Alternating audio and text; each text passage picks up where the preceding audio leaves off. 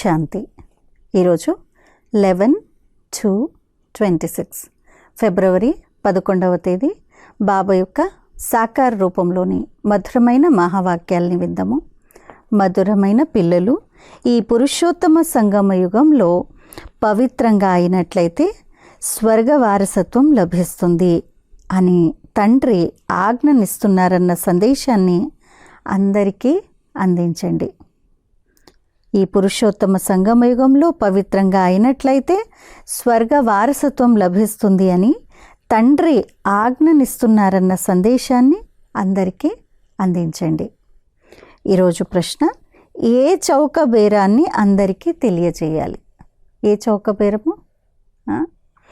జవాబు, ఈ అంతిమ జన్మలో కేవలం బాబా డైరెక్షన్పై నడిచి పవిత్రంగా అయినట్లయితే 21 జన్మల కొరకు విశ్వరాజ్యాధికారం లభిస్తుంది.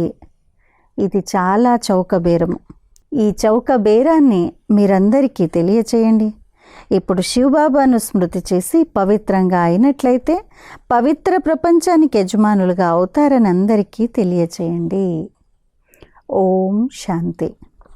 ప్రదర్శని లేక మేళాలలో, షోలలో లేక చిత్రాల ద్వారా మనుషులకు తండ్రి నుండి అనంతమైన వారసత్వాన్ని తీసుకోవాలి అని అర్థం చేయిస్తారు. అది ఏ వారసత్వము? ఇది పిల్లలకు తెలుసు.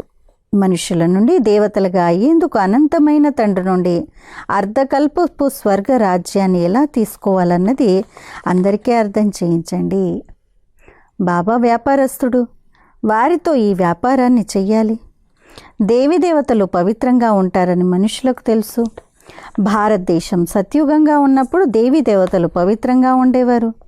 తప్పకుండా వారు స్వర్గం కొరకు ఏదో ప్రాప్తిని పొంది ఉంటారు. దాన్ని స్వర్గ స్థాపనను చేసే తండ్రి తప్ప ఇంకెవ్వరూ ప్రాప్తింపజేయలేరు. పతిత పావనుడైన తండ్రియే పతితులను పావనంగా తయారు చేసి పావన ప్రపంచ రాజ్యాన్ని ఇస్తారు. బాబా ఎంత చౌక బేరాన్ని ఇస్తున్నారు? ఇది మీ అంతిమ జన్మ అని బాబా తెలియచేస్తున్నారు. ఎప్పటి వరకైతే నేను ఇక్కడ ఉన్నానో అప్పటి వరకు పవిత్రంగా అవ్వండి. నేను వచ్చిందే పవిత్రంగా తయారు చేసేందుకు. మీరు ఈ అంతిమ జన్మలో పావనంగా అయ్యేందుకు పురుషార్థం చేసినట్లయితే పావన ప్రపంచపు వారసత్వాన్ని తీసుకుంటారు. ఇది చాలా చౌక బేరము. కావున తండ్రి పవిత్రంగా అవ్వండి అన్న ఆజ్ఞను ఇస్తున్నారు అన్న ఆలోచన బాబాకు కలుగుతుంది. ఇది పురుషోత్తమ సంగమయుగము. ఇది పవిత్రంగా అయ్యే సమయము. పురుషోత్తమ పురుషులు దేవతలే. లక్ష్మీనారాయణల రాజ్యం కొనసాగింది కదా. తండ్రి మతంపై అంతిమ జన్మ పవిత్రంగా అయినట్లయితే మీకు తండ్రి నుండి దైవీ స్వరాజ్యాధికారం వారసత్వంగా లభించగలదు. యోగ బలం ద్వారా స్వయాన్ని తమో ప్రధానం నుండి సతో ప్రధానంగా ఎలా తయారు చేసుకోవాలో ఆ యుక్తిని కూడా తెలియచేస్తారు.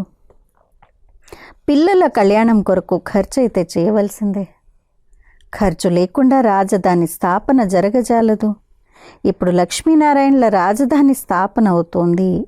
పిల్లలు తప్పకుండా పవిత్రంగా అవ్వాలి. మనస వాచ కర్మణ ఏ విధమైన తప్పుడు పనులు చేయకూడదు. దేవతలకు ఎప్పుడూ ఏ చెడు ఆలోచన రాదు. వారి నోటి నుండి ఎప్పుడూ చెడు మాటలు రావు.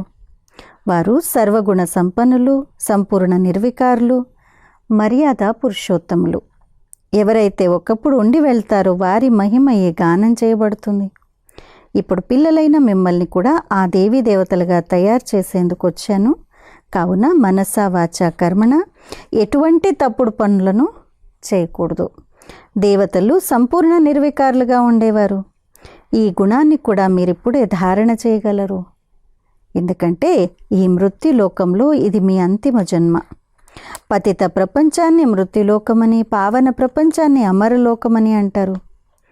ఇప్పుడు మృత్యులోకపు వినాశనం ముందు నిల్చొనుంది. తప్పకుండా అమరపురి స్థాపన జరిగి తీరుతుంది.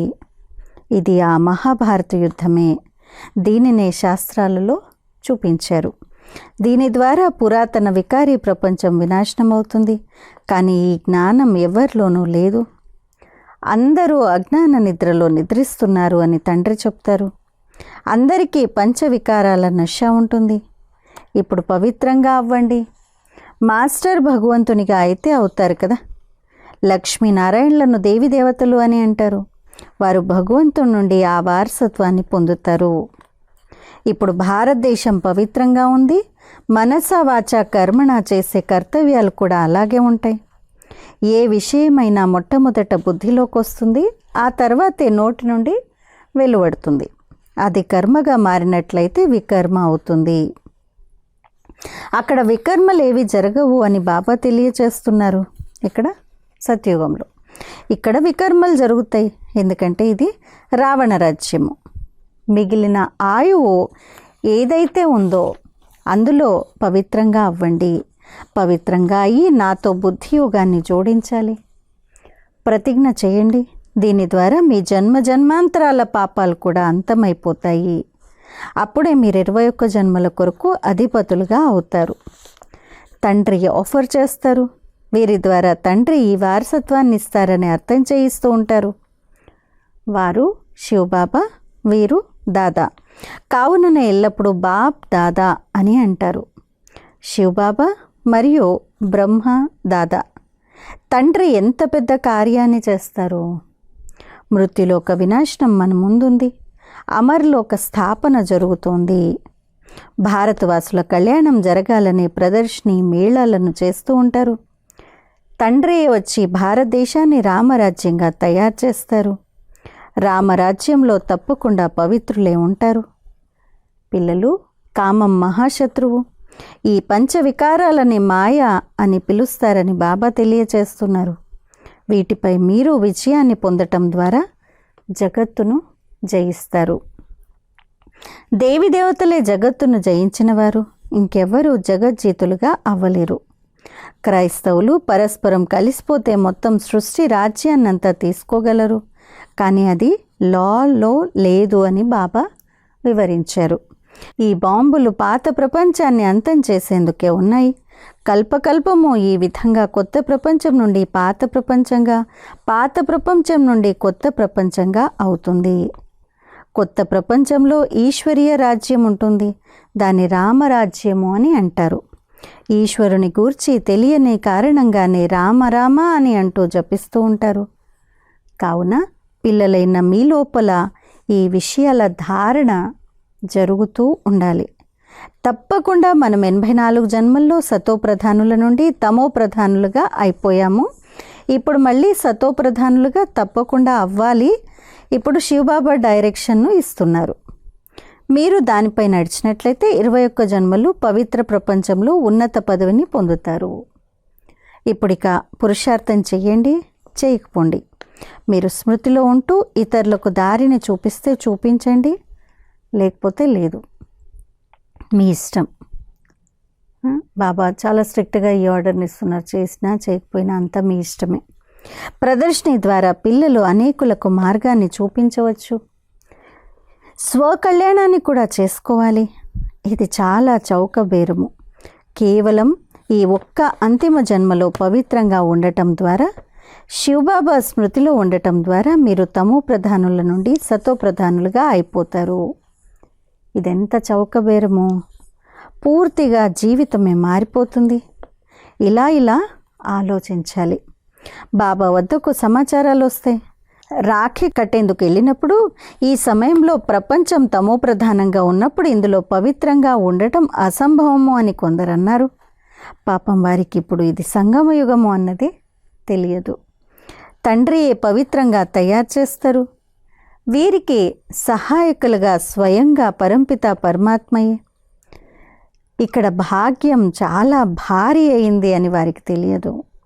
స్వయం భగవంతుడు సహాయకుడు, ఫ్రెండ్ ఉన్నారు, మరి వారే హెల్ప్ చేస్తున్నారు.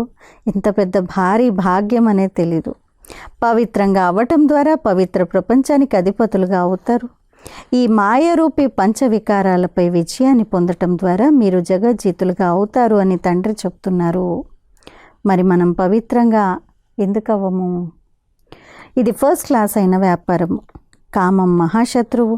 దానిపై విజయం పొందటం ద్వారా మీరు పవిత్రంగా అవుతారు. మాయను జయిస్తే జగజ్జీతులుగా అవుతారు అని తండ్రి అంటారు. ఇది యోగ బలం ద్వారా మాయను జయించే విషయము. పరంపిత పరమాత్మయ్య వచ్చి నన్ను స్మృతి చేసినట్లయితే మీలోని మలినాలు తొలగిపోతాయని ఆత్మలకు అర్థం చేయిస్తున్నారు. మీరు సతోప్రధాన ప్రపంచానికి యజమానులుగా అవుతారు. తండ్రి సంగమ యుగంలో వారసత్వాన్ని ఇస్తారు. అందరికన్నా ఉత్తమ పురుషులుగా ఈ లక్ష్మీనారాయణులు ఉండేవారు. వారినే మర్యాద పురుషోత్తములైన దేవీ దేవతా ధర్మం వారు అని అంటారు. చాలా బాగా అర్థం చేయించబడుతుంది. కానీ అప్పుడప్పుడు ఈ పాయింట్లను మర్చిపోతారు. ఆ తర్వాత ఈ పాయింట్లను భాషల్లో వివరించలేదు అని గుర్తుకు వస్తాయి. అర్థం చేయించేందుకు పాయింట్లు ఎన్నో ఉన్నాయి.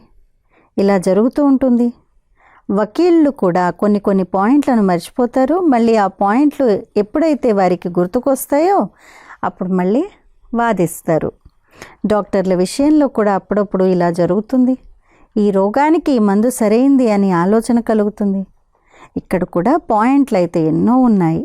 మీకు ఈరోజు ఈ గుహ్యమైన పాయింట్లను అర్థం చేయిస్తానని బాబా అంటారు. కానీ అర్థం చేసుకునే వారందరూ పతితులుగా ఉన్నారు. హే పతిత పావన రా అని అంటారు. మళ్ళీ ఎవరినైనా మీరు పతితులే కదా అని అంటే, మీరు పతితులే కదా అని ఎవరినైనా అంటే కోపగించుకుంటారు. హే పతిత పావన రా అని పిలుస్తూ ఉంటారు. ఈశ్వరుడి ముందు నిజం చెప్తారు, మళ్ళీ ఈశ్వరుణ్ణి మరిచి అసత్యం చెప్తారు. కావున చాలా యుక్తిగా చెప్పాలి. కర్ర విరగకూడదు, పాము చావాలి. మీరు ఎలుక నుండి గుణాన్ని నేర్చుకోండి.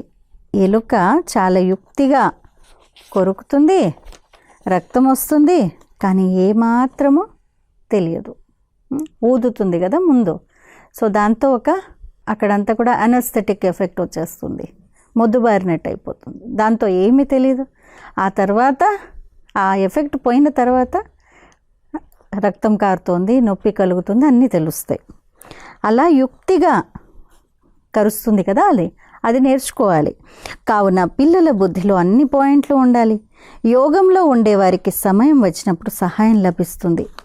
వినేవారు వినిపించేవారి కన్నా తండ్రికి ప్రియమైన వారిగా అయ్యే అవకాశం ఉంది. వినేవారు వినిపించేవారి కన్నా తండ్రికి ప్రియమైన వారిగా అయ్యే అవకాశం ఉంది. కావున తండ్రి స్వయమే కూర్చొని అర్థం చేయిస్తారు. కావున ఎలా అర్థం చేయించాలంటే దాని ద్వారా వారు పవిత్రంగా అవ్వడం చాలా మంచిది అని అర్థం చేసుకోవాలి. ఈ ఒక్క జన్మ పవిత్రంగా ఉండటం ద్వారా మనం 21 జన్మల పవిత్ర ప్రపంచానికి అధిపతులుగా అవుతాము. భగవాను వాచ, ఈ అంతిమ జన్మలో పవిత్రంగా అయినట్లయితే నేను మీకు గ్యారెంటీ ఇస్తాను.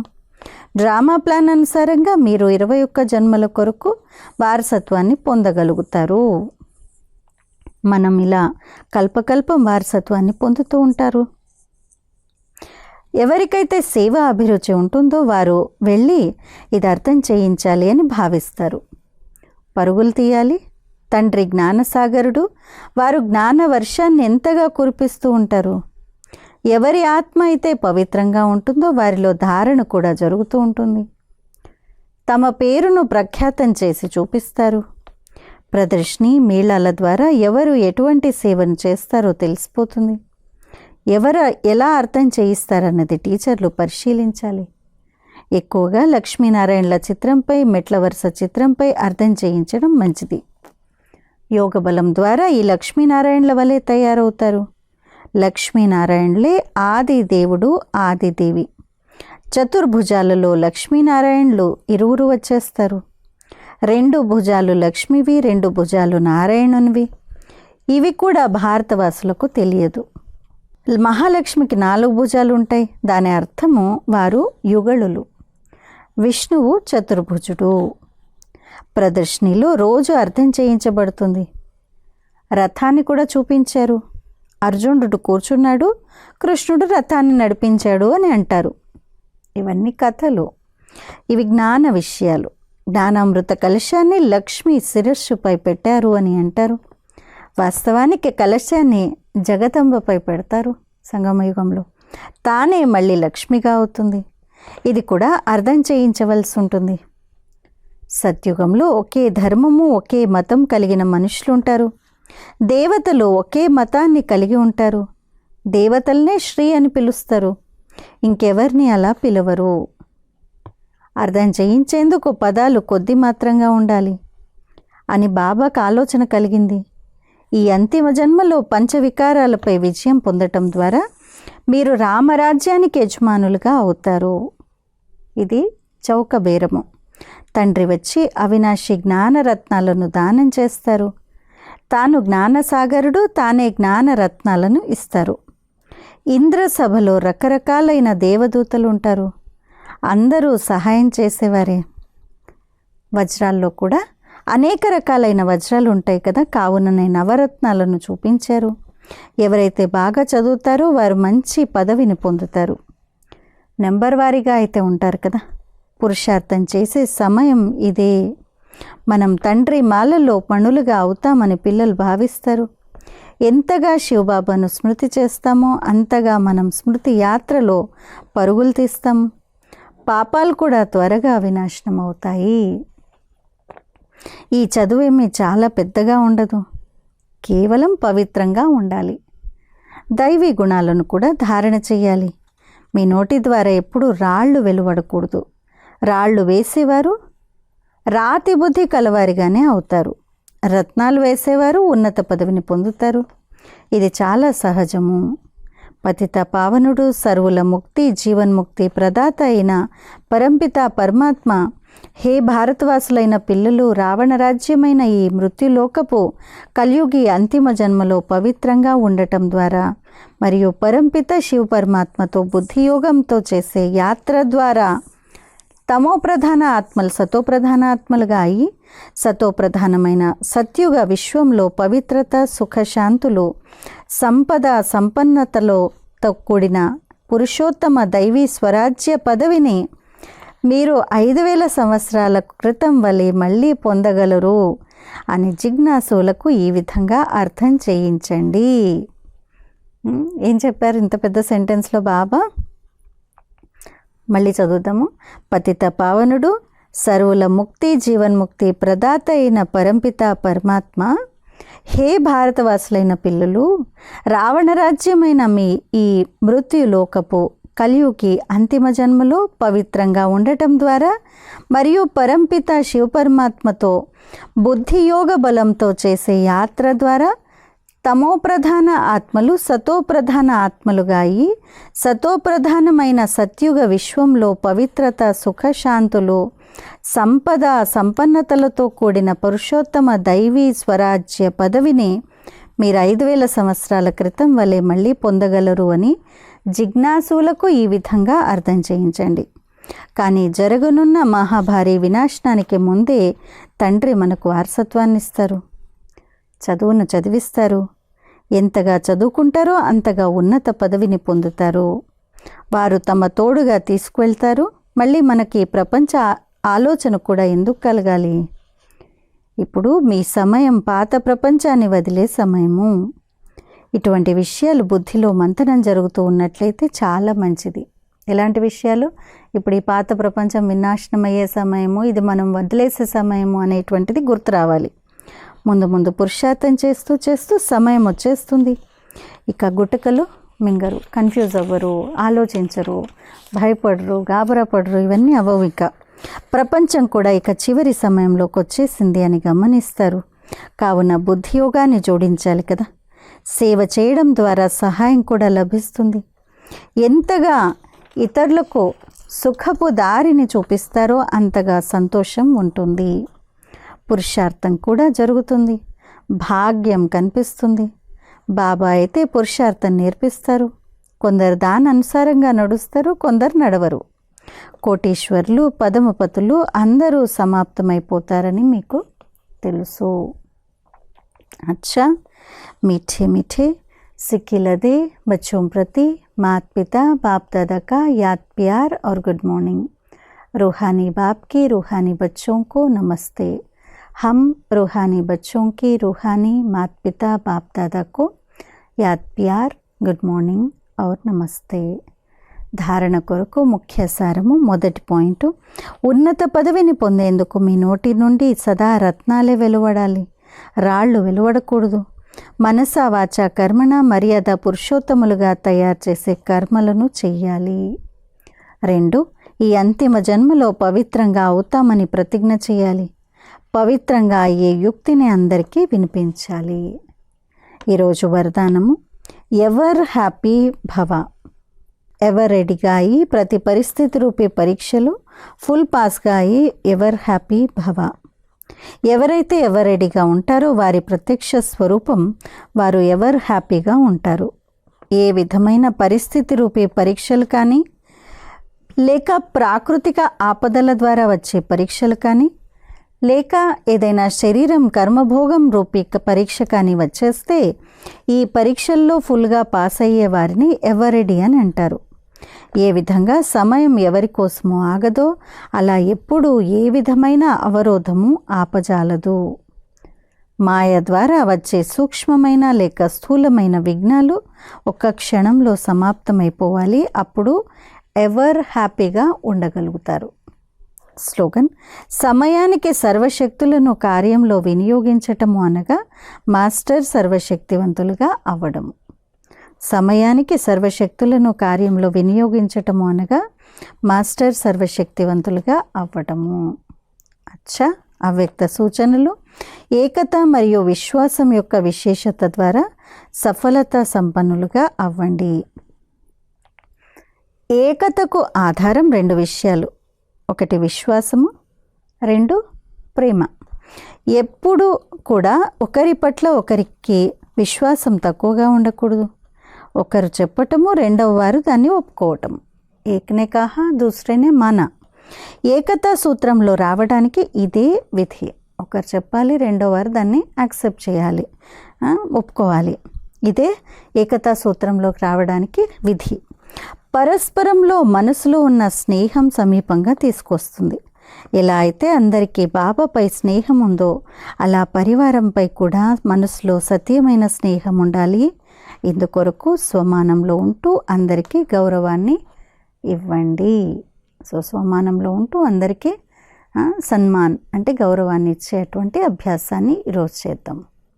అచ్చా, ఓం శాంతి.